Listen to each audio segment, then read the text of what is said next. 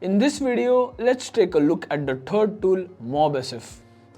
Mobile Security Framework is an open source mobile application pen testing, malware analysis and security assessment framework used for both Android and iOS. It is an automated pen testing framework which is capable of performing end-to-end security testing of mobile apps. It is a convenient tool as it can perform different types of analysis such as dynamic, static, binary and third-party library scanning. MOBSF Practical. To install MOBSF on a Windows machine, follow these steps. First, open your browser and type MOBSF into the search bar and then hit enter. Navigate to the official GitHub page and download the MOBSF zip file for Windows.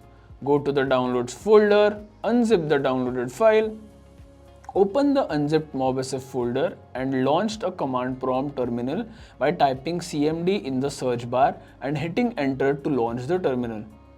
In the terminal, type setup.bat and hit enter. After successfully installing, type the command run.bat into the terminal.